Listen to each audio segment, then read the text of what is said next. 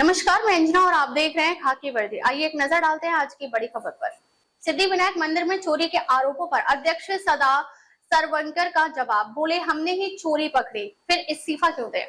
सिद्धिविनायक मंदिर ट्रस्ट के अध्यक्ष सदा सरवणकर ने ट्रस्ट में कथित अनियमितताओं और भ्रष्टाचार के आरोपों पर जवाब देते हुए कहा कि कुछ लोग सिद्धिविनायक मंदिर को बदनाम करने की कोशिश कर रहे हैं। उन्होंने कहा कि श्रद्धालुओं की आस्था से जुड़े इस मंदिर की छवि खराब नहीं होनी चाहिए और ट्रस्ट प्रशासन पूरी पारदर्शिता के साथ काम कर रहा है। सरवणकर ने कहा कि मनसे प्रमुख राज ठाकरे ने कार्यकर्ताओं की सभा में जिस पत्र का उल्लेख किया उसके बारे में उन्हें जानकारी नहीं है। उन्होंने स्पष्ट किया कि ट्रस्ट की ओर से ऐसा कोई पत्र नहीं दिया गया है। उन्होंने कहा कि पूरे मामले की विस्तृत जानकारी सार्वजनिक की जाएगी। चोरी का खुलासा ट्रस्ट ने ही किया।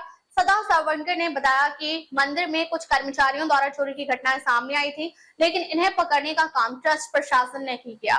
उन्होंने कहा कि इस कार्रवाई में एंटी करप्शन ब्यूरो के अधिकारी नांगरे पाटिल का सहयोग मिला। उन्होंने बताया कि दान पेटी की रकम गिनने वाले दिन सभी प्रवेश द्वार बंद कर दिए गए थे, अधिकारियों की तैनाती की गई और सीसीटीवी कंट्रोल रूम के कर्मचारियों को बदला गया। इसके बाद चोरी में शामिल कर्मचारियों का खुलासा हुआ। 9 कर्मचारी गिरफ्तार, 46 पर कार्रवाई। सरवणकर के मुताबिक राजन पेंडुलकर नामक कर्मचारी को गिरफ्तार किया गया और उसकी मदद करने वाले 8 अन्य कर्मचारियों को भी पुलिस ने हिरासत में लिया। सभी आरोपी 9 दिन तक जेल में रहे। उन्होंने कहा कि शुरुआत में एफआईआर में केवल एक नाम था, लेकिन बाद में जांच के दौरान अन्य आरोपियों को भी गिरफ्तार किया गया।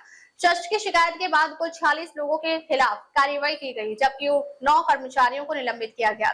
दर्शन के नाम पर वसूली करने वालों पर भी कार्रवाई। ट्रस्ट अध्यक्ष ने बताया कि गूगल पे के जरिए पैसे लेकर वीआईपी दर्शन कराने वाले 19 लोगों के खिलाफ कार्रवाई की गई। इसके अलावा दर्शन के नाम पर पैसे वसूलने वाले स्टॉल संचालकों पर भी सख्त कार्रवाई की गई। अधिकांश कर्मचारी उद्धव ठाकरे गुट की सिफारिश से लगे थे। सरवणकर ने आरोप लगाया कि चोरी के मामले में शामिल अधिकांश कर्मचारी उद्धव ठाकरे गुट यानी ओबाठा की सिफारिश पर नियुक्त किए गए थे। उन्होंने यह भी दावा किया कि विशाखा राउत ने कुछ कर्मचारियों को नौकरी पर रखा था। उन्होंने कहा कि राज ठाकरे ने अपने भाषण में यह नहीं बताया कि संबंधित घटनाएं पुराने ट्रस्टियों के कार्यकाल की थी। फंड में गड़बड़ी की आशंका, सीबीआई जांच की मांग। सरवणकर ने कहा कि ट्रस्ट को मिलने वाले फंड में भी गड़बड़ी की आशंका है। उन्होंने बताया कि आरोपियों से कुल 80,000 रुपए बरामद किए गए, लेकिन ट्रस्ट का मानना है कि जितनी भी रकम की चोरी हुई है उसकी पूरी वसूली होनी चाहिए। इसी वजह से पुलिस के साथ साथ सीबीआई जांच की भी मांग की गई है।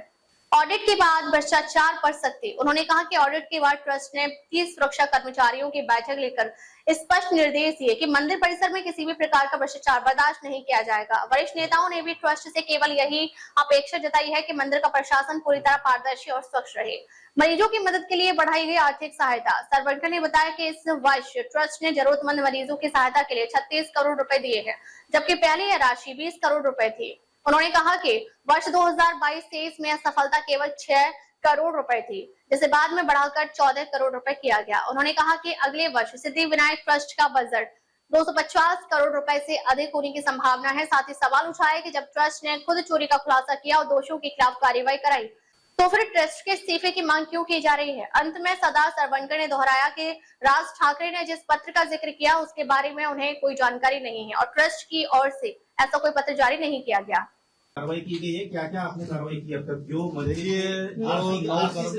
जो 9 कर्मचारी जिनको पुलिस ने हिरासत में लिया, उनको पहले पुलिस कस्टडी हुई, उनको जेल कस्टडी हुई, फिर उनको न्यायालय ने जामीन दे दिया है। उसमें से राजेंद्र पेंडुलकर जी है, अनिल कृष्णा राहटे है, अरविंद काड़गे है, शरद घाड़ी है, समीर राजेंद्र शिवलकर है, पद्माकर मंगेश आडारकर है, अभिषेक बालकृष्ण मलिक है, महेंद्र बालाराम भाईजे है। ये 8 लोगों को पुलिस ने हिरासत में लिया। उनको 3 दिन की पुलिस कस्टडी हुई। पुलिस कस्टडी के बाद उनको एनसीआर हुई और एनसीआर के बाद उनको बेल मिल गई। और उसमें से नरेश खाड़े, ये जो व्यक्ति है, जो यहाँ पे एम्प्लॉई है, वो 3 महीने फरार था, पुलिस के हाथ में लगा नहीं, लेकिन उसने पिछले महीने ही 17 जून को उसने एंटीसिपेटरी बेल ले ली है। हमारा कहना यही है, ये जो मामला है ये खाली 9 लोगों के लिए सीमित नहीं है। इसके पहले जो 2 साल पहले मंदिर को जो भक्त, बापा के भक्त वो चढ़ावा देते थे, जो दान पेटी में चढ़ावा देते थे, और उसकी जो काउंटिंग हर बुधवार को 8 दिन में एक बार बैंक के जो अधिकारी है, हमारे कर्मचारी है, उनके माध्यम से होती है। सेम डे वो बैंक में भरा जाता है, वो जो रकम है वो बैंक में भरी जाती है। लेकिन ये होने के बाद 2 साल में जो 2 साल का पहले का आंकड़ा था वो 40 लाख 50 लाख इसी रकम पे मर्यादित था, लेकिन ये बढ़ोतरी हो रही है। ये बढ़ोतरी के दो तीन मुद्दे हैं। हमने जो उपाय योजना की है वो भी इसमें मायने रखता है, और दूसरा मुद्दा ये है, ये पकड़े गए हैं जो सस्पेंड हुए। देखिए 19 कर्मचारी है जो एम्प्लॉई है जिन्होंने भक्तों को ठगा, वो दर्शन के लिए आए, उनसे जीपे के माध्यम से उनसे रकम ली और उनको वीआईपी दर्शन देने का उन्होंने प्रयास किया, मतलब वीआईपी दर्शन दिया। ये हमारे नजर में आया तो उनको भी हमने सस्पेंड कर दिया। हमारा कहना यही है कि ये सिद्धिविनायक बाप्पा एक जागरूक देवस्थान है। थाने का नहीं, मुंबई का नहीं, महाराष्ट्र का नहीं, राज्य का नहीं, देश का नहीं, दुनिया से हर कोने से इस सिद्धिविनायक बाप्पा का दर्शन लेने के लिए सेलिब्रिटी से लेके 10 बाई 10 के घर में रहने वाला एक आम आदमी भी यहाँ पे माथा टेकने आता है। और जिसके किसी के किसे में 1000 रुपए, वो 1000 रुपए चढ़ाता है, कोई 1 रुपया भी डालता है। हमारा कहना ये है कि भक्तों ने डाला हुआ दान ये सही मायने में सही काम के लिए उसका उपयोग होना चाहिए।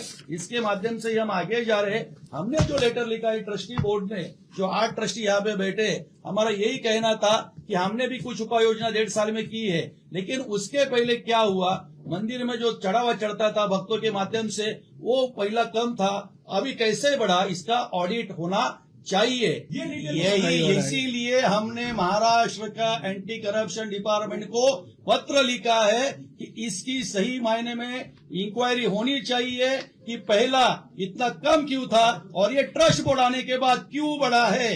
ये हमारी इंक्वायरी की यानी ऑडिट का यही हमारा एक बहुत बड़ा मुद्दा है। इसकी क्या सीआईडी की किस तरह की जांच चर्चा की? सीआईडी की सीआईडी ऐसे तू सांग कुठलं पाहिजे, तू सांग कुठलं करायचे। नाही बघा, आम्ही तर महाराष्ट्र शासनाला, हमने तो महाराष्ट्र शासन का जो न्याय विधि विभाग है उनको लिखा है। न्याय विधि विभाग को लेटर लेने के बाद हमारे प्रशासन को उन्होंने निर्देश दिए कि इसका रिपोर्ट वहां पे सादर कीजिए।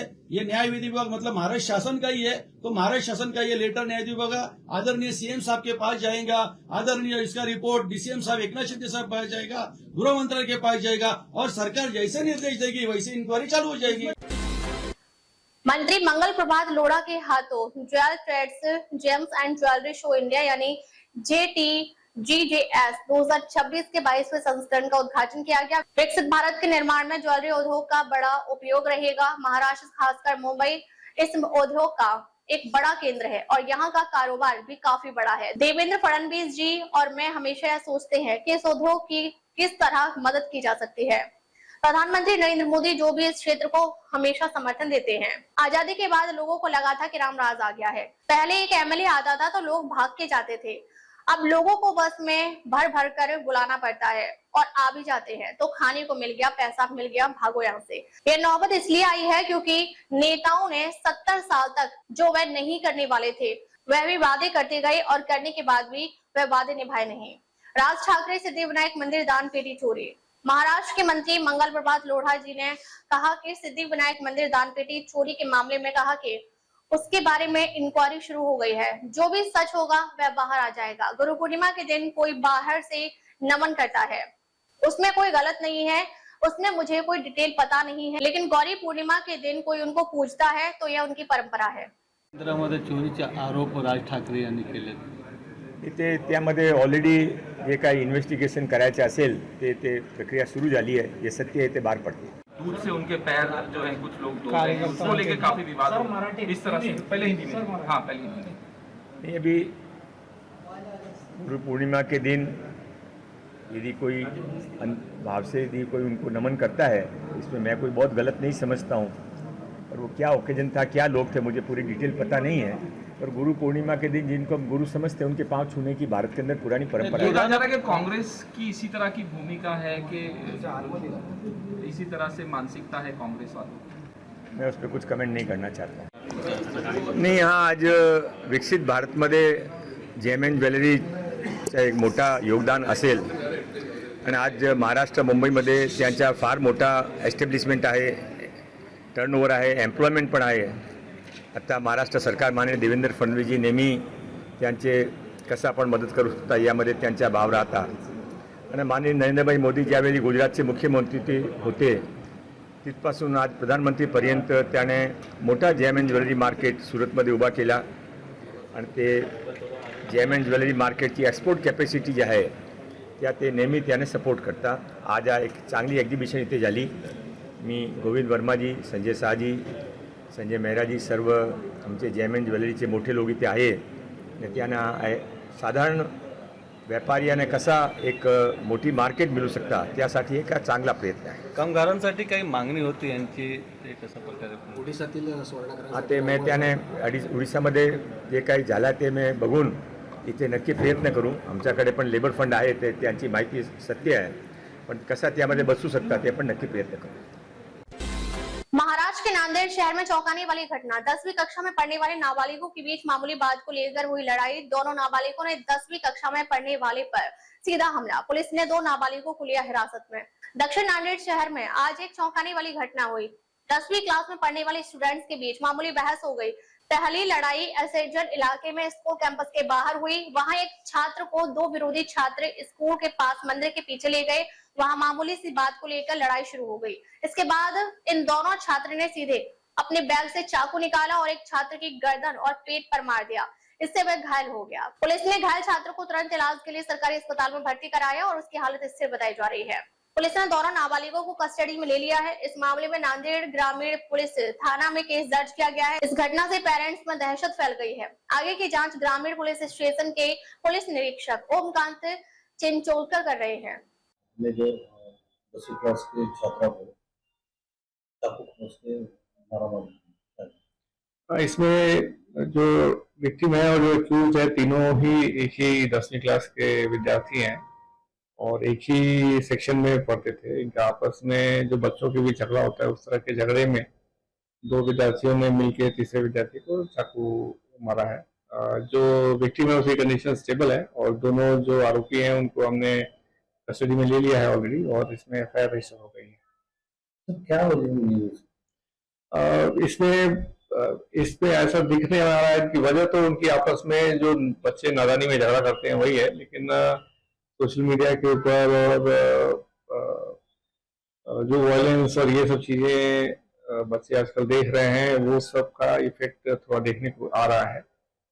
सभी जो गार्जियंस हैं उनसे भी मेरा अनुरोध रहेगा कि थोड़ा सा अपने बच्चों के ऊपर ध्यान रखा जाए। अदरवाइज स्कूल में बैग में चाकू अगर लेके जा रहा है तो उसके ऊपर नजर रखनी चाहिए। बच्चा कहाँ जा रहा है, किससे मिल रहा है, शाम को कहाँ जाता है, ये सब चीजें अगर पेरेंट्स भी ध्यान रखेंगे तो हमारा काम भी आसान हो जाएगा और बच्चों का जीवन भी बर्बाद नहीं होगा। अब तक बस इतना ही। फिर मिलते हैं एक ऐसी ही बड़ी खबर के साथ। अब तक नमस्कार और देखते रहिए खाकी वर्दी।